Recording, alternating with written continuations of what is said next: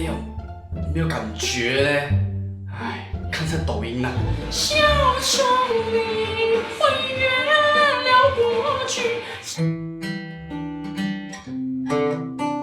弹电话不行，弹吉他又不行，看书总会有感觉吧？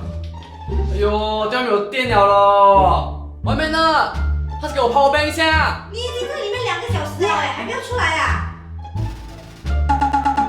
？Oh no！ 呀，你看被人 first blood 了咯，这样鬼怒不咯，真的是哎，哇，哈哈哈哈哈！哇，爱睡了，真的。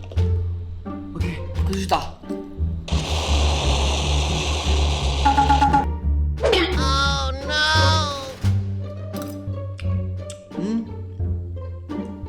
不是很辣呢。哎，配辣椒了，哎，都还够辣嘛。Oh no！ 是不是你们也一样？上厕所的时候手机不离手，一边坐马桶一边刷抖音看 YouTube， 不放 Facebook 就非死不可。就因为上厕所太过无聊，需要手机来打发时间，顺便酝酿下大便的mood。可是你知道吗？这样子长时间久坐马桶的话，小心你的屁股长痔疮啊！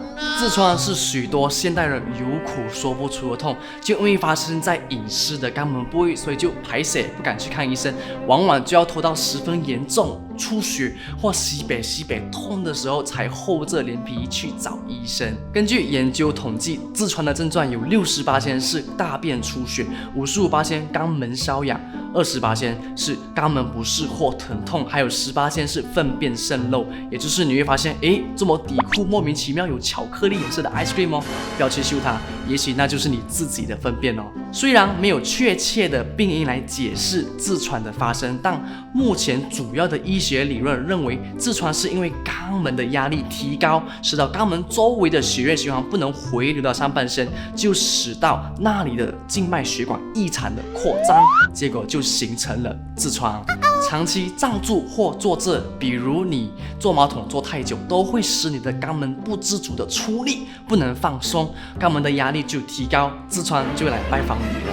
还有就是长期便秘也是其中的主要因素，因为你需要更加用力，硬挤，肛门就更加受不了，压力山大。第三，饮食方面的问题，比如讲说你喜欢吃辣的食物，好像咖喱、拉沙，都会使你的肛门局部出血，可能诱发痔疮。还有就是怀孕、肥胖、年老也会提高患上痔疮的风险。俗话说得好，预防胜于治疗，因为一旦你有了痔疮，就很难断根，没有回头路，而且就算治疗了，也很容易反复发作。那么痔疮该怎么预防呢？首先，饮食方面就需要改，你需要多吃一些含有高纤维的食物，比如蔬菜和水果，和足够的水分，来帮助你的肠胃蠕动和你的粪便软化，来预防便秘和痔疮。然后上厕所的习惯也要改。第一，大便的时间不要拖，一旦你有 feel 了，当大便到卡上了就马上去，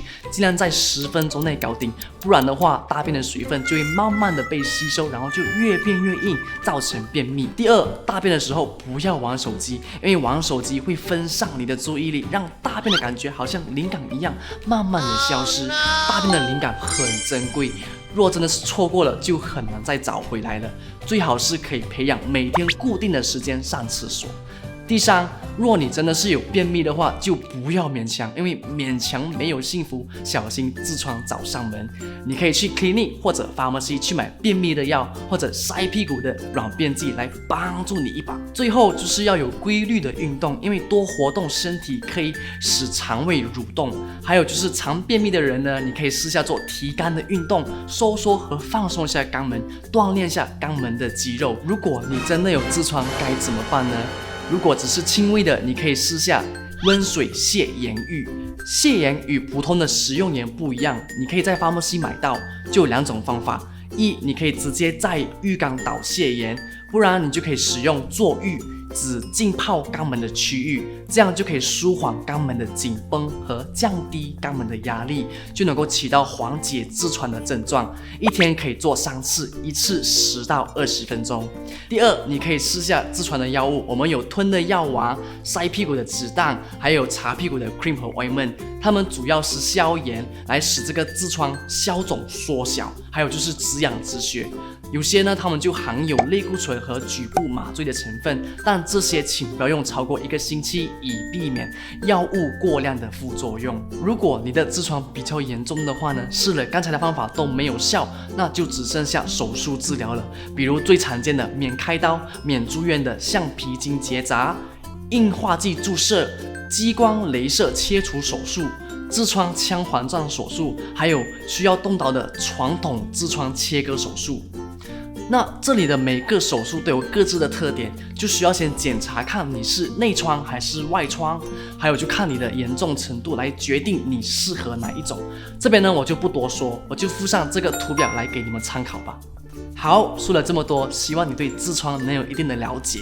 如果你平常有便秘，又喜欢蹲马桶蹲久久，或者有不好的饮食习惯，那么你就要赶快改，千万不要小看这个痔疮，预防胜于治疗。我是 Jason， 你的药剂师，我们下期见。